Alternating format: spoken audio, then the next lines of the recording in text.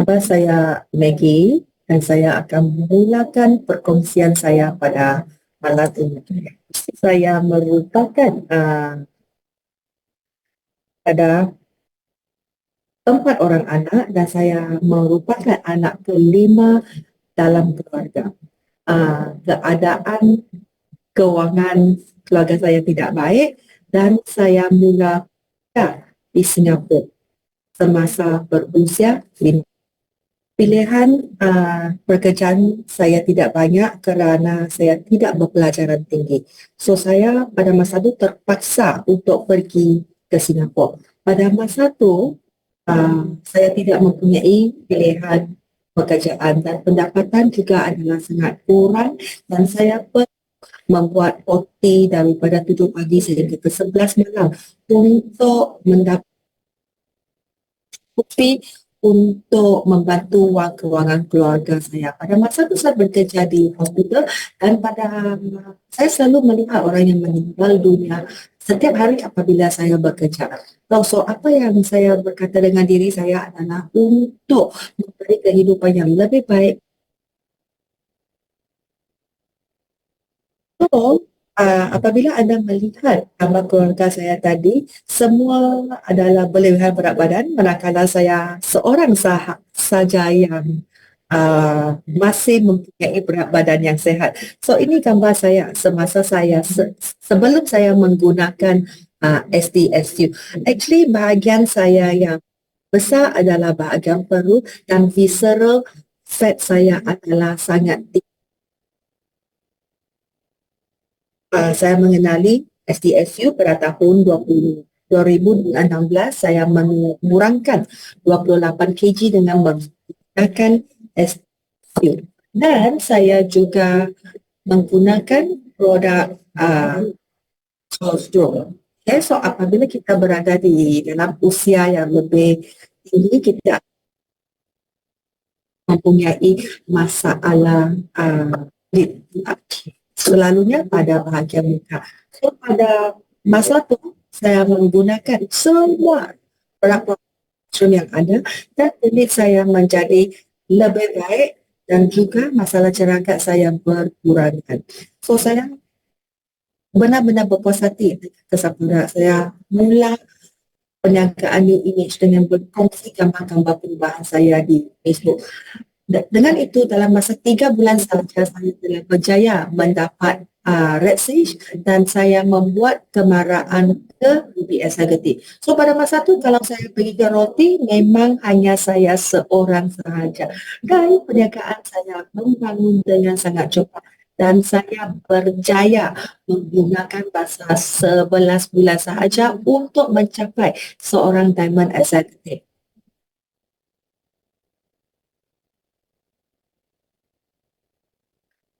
Sebenarnya selepas saya membina dengan pantas, 2 tahun kemudian pada tahun 2019 saya memperlahankan langkah saya. Bukan kerana saya hendak menjadi perlahan, sebab saya tidak mempunyai hala tujuan yang jelas.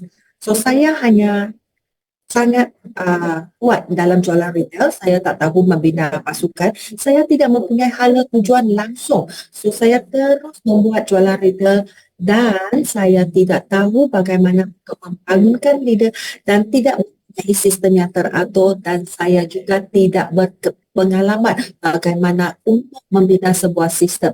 Jadi, saya berkongsi dengan orang di sekeliling saya dan secara beransur-ansur saya mula menjadi penat dan saya menjadi perlahan dan hampir berhenti kerana saya merupakan sumber kewangan utama dalam keluarga saya mahu mempunyai pendapatan dan saya mahu membinanya dengan cepat. Oleh itu saya memilih untuk menyertai perniagaan online. Pada masa itu saya perlu menginginkan stok yang tinggi untuk membina perniagaan. Saya sentiasa berasa tidak selamat kerana saya tidak berasa stabil kerana setiap bulan saya perlu terus mengambil stok yang tinggi. Selain daripada itu, produk online tidak stabil. Mereka selalu berubah daripada pelampasan sehingga ke banking. Dan mereka sudah diganti oleh produk yang lain dan permintaan tidak tinggi di pasaran. So, pada Mei 2021, saya membuat keputusan yang saya mahukan kehidupan yang lebih stabil, pendapatan yang lebih stabil. Selepas berbincang dengan Sharon, berjumpa dengan Sharon, saya memutuskan untuk kembali ke image dan bermula semula. So, pada masa itu apabila saya kembali untuk membina perniagaan ini sekali lagi, saya mempunyai matlamat yang jelas. Saya tahu matlamat pertama yang saya perlu buat adalah untuk membina rangkaian saya, membina pasukan saya. Saya belajar daripada Sharon, saya belajar daripada pemimpin lain seperti Rose dan juga Steffi. Kerana saya tahu saya perlu belajar kemahiran untuk membina pasukan. Saya mula dengan mengenal pasti kelemahan saya. Walaupun saya sangat mahir dalam jualan runcit, saya bukan seorang yang fasih dalam berkomunikasi. So, selepas tu saya juga memahami keadaan organisasi saya. Pada masa tu memang tiada orang, langsung saya hanya mempunyai pelanggan, tak ada orang yang ingin membina perniagaan ini bersama-sama dengan saya. Kerana saya tahu saya perlu meningkatkan jumlah pelanggan ataupun orang dalam pasukan saya mula dengan melakukan perkara asas iaitu membuat rekrutmen. Saya tahu rekrutmen adalah penting dan ia merupakan faktor yang menentukan hala tuju perniagaan saya, yang merupakan sumber utama untuk mengenal pasti rakan niaga berpotensi dalam perniagaan. Hanya rekrutmen yang boleh membantu saya mengenal pasti rakan niaga. Oleh itu saya terus membuat rekrutmen setiap bulan. So, apa yang saya lakukan adalah dari orang untuk berkongsi, buatkan rekrutmen supaya saya boleh meningkatkan diri saya dan pada masa yang sama boleh meningkatkan pendapatan saya yang sangat penting bagi saya untuk menyokong keluarga. Seterusnya, saya juga fokus untuk menggunakan sumber-sumber yang disediakan oleh syarikat dan ini adalah sangat-sangat penting dan ia boleh membantu kita menstabilkan network volume. So, kita mesti sentiasa merasa excited dengan segala program yang diberi oleh syarikat. So, apabila contohnya pada bulan ini kita ada vitality buat percuma, kita mesti excited. Kalau kita bagi tahu dengan baik sajalah, so customer tidak akan berasa excited. So, apa yang kita perlu lakukan adalah gunakan untuk buat follow up supaya pelanggan membuat belian lagi pada bulan ini. Selain ini, saya juga memberitahu semua ahli baru mereka akan mendapat satu cooler bag limited edition. Saya akan fokus dan membuatkan mereka excited. So 6 bulan yang lalu saya juga menggunakan program penurunan berat badan untuk meningkatkan volume saya. Nah, yang paling penting adalah authorship ini boleh membantu kita menstabilkan network volume kita pada 15 hari bulan. Perkara ketiga yang saya lakukan adalah saya menyenaraikan senarai nama saya setiap bulan. Pada bulannya, saya juga tak tahu bagaimana untuk menyenaraikan senarai nama. Tapi saya tahu ini adalah sangat penting dan ia merupakan langkah pertama untuk saya meningkatkan pendapatan. Oleh itu, saya sentiasa menyenaraikan siapakah pelanggan berpotensi saya dan siapa yang saya perlu lakukan. So bagi saya membahagikan senarai nama saya kepada 3 bahagian, iaitu senarai orang yang saya tak kenal, kedua adalah senarai nama ahli dan ketiga adalah senarai nama rakan niaga berpotensi. So dengan mempunyai senarai nama ini, saya tahu dengan tepat siapakah pelanggan saya yang seterusnya dan siapakah rakan niaga saya yang seterusnya. Dalam saya menyenaraikan senarai nama, saya tak kisah walaupun mereka berusia 15 tahun ataupun 80 tahun, mereka tetap merupakan pelanggan berpotensi saya. Seterusnya, apa yang saya lakukan adalah saya akan membuat tindakan susulan dengan pelanggan saya. Saya mengambil berat tentang perkembangan kesihatan ataupun proses penurunan berat badan mereka. Saya akan mengenal pasti keperluan mereka. Dan saya boleh memberi cadangan yang tepat dan membantu mereka mendapat kesan-kesan yang mereka perlukan untuk meningkatkan kesihatan. So, empat perkara yang saya bagi tahu tadi adalah perkara yang kita perlu lakukan sebagai seorang pemimpin supaya kita boleh memimpin melalui teladan. Apabila ahli pasukan anda melihat anda melakukan perkara ini dan mereka perkembangan anda, mereka juga akan mengikut anda melakukan perkara ini dan sekumpulan rakan niaga akan memiliki tujuan yang sama. So, setiap hari apakah yang saya lakukan adalah setiap hari melakukan perkara yang sama. Setiap pagi saya minum kolostrum. Lepas tu apabila saya pergi berjumpa dengan pelanggan ataupun rakan niaga, saya akan makan tengah hari bersama mereka. Dan pada masa itu saya akan mengambil gambar saya, mengamalkan kabar. So, saya akan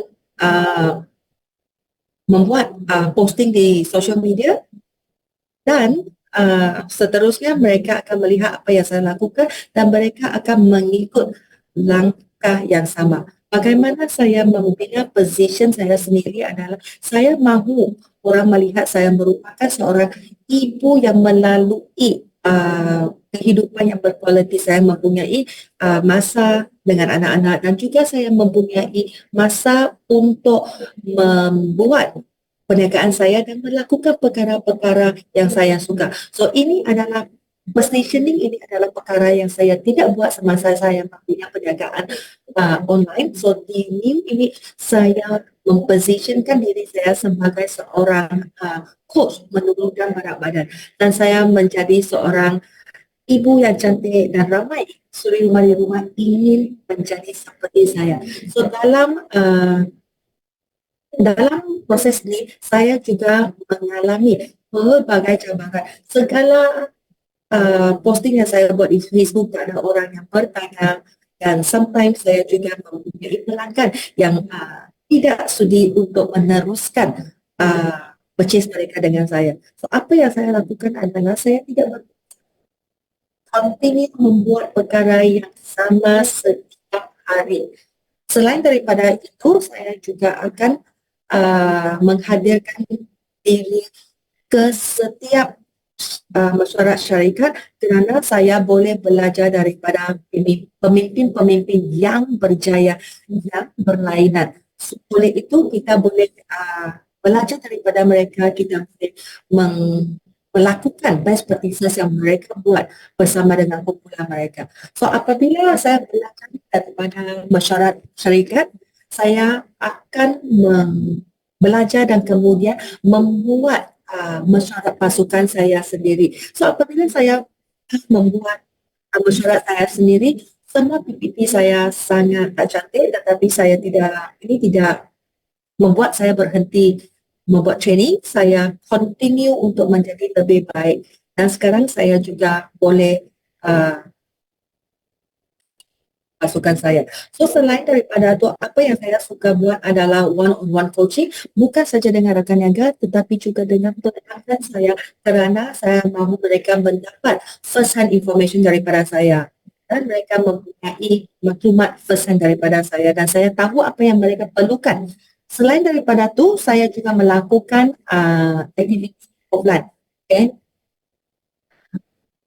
So actually untuk pergi melakukan aktiviti offline, saya juga perlu membuat sacrifice. So saya dapat menghantar anak saya ke tuition. Apa yang saya perlukan adalah saya perlu mencari bas sekolah untuk menghantar mereka. Tetapi saya membuat keputusan ini supaya saya boleh melakukan perkara yang berlainan dan mendapat result yang berlainan. So saya telah memecah rekod bilangan aktiviti yang saya buat dalam tahun ini. Dalam masa 1 bulan saya bersama dengan pasukan saya boleh melakukan 8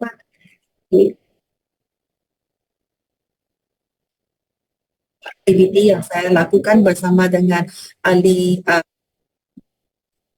ya, rakan niaga saya. So, di aktiviti dengan pelanggan dan di samping itu dia juga merapatkan hubungan pasukan saya. So, aktiviti offline ini juga telah membantu saya mengalami perkembangan diri khususnya dalam berkomunikasi, iaitu kelemahan saya. So, apabila saya bersama dengan mereka, saya akan mendengar apakah yang diperlukan oleh mereka.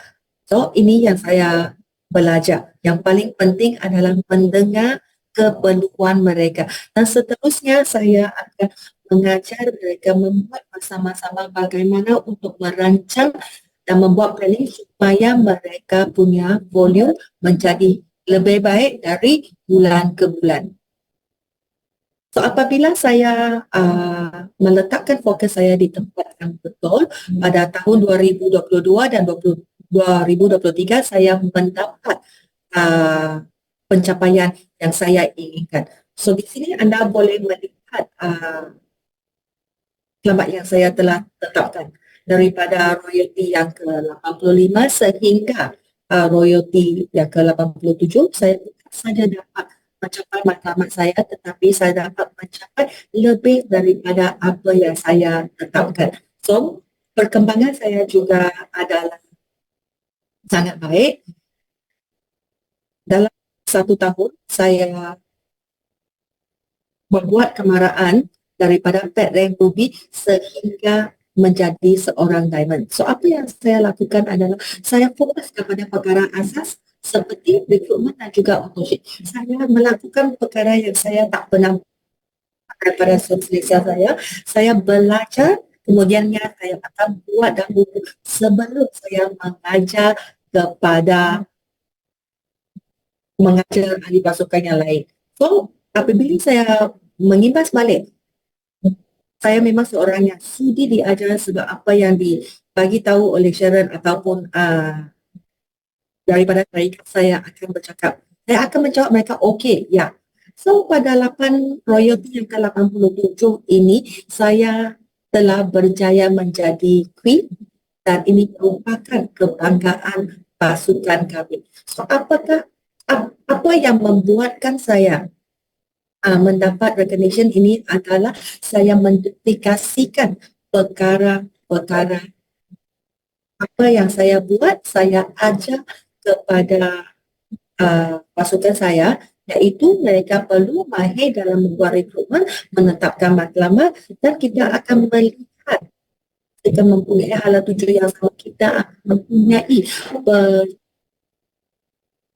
so di sini anda boleh melihat ini adalah ahli pasukan saya. So, dari mana saya mendapat mereka adalah bukan kepada produk dan mereka melihat perkembangan saya dan membuat keputusan untuk mengikut langkah saya dan memberi fokus yang betul. Apa yang saya nak sarankan kepada anda semua adalah mindset anda menentukan segalanya. Kita mesti sentiasa berfikiran positif, kita mesti cuba sedaya upaya untuk mencapai apa yang kita hendak. So, di sini saya juga ingin berterima kasih kepada Sharon kerana saya masih ingat lagi pada masa tu apabila saya naik ke pentas untuk menerima Top International Recruiter Award, saya memang bergegas. Saya takut tapi saya masih ingat Sharon memegang saya dengan ini telah memberi saya confidence. Saya sangat berterima kasih kepada Sharon dan juga ahli pasukan saya. So, apabila kita hendak berjaya dalam perkara dalam bisnes ini, kita kena fokus kepada apa yang kita perlu lakukan setiap hari dan membawa ahli pasukan kita membuat perkara yang sama. Itu saja perkongsian saya pada malam ini.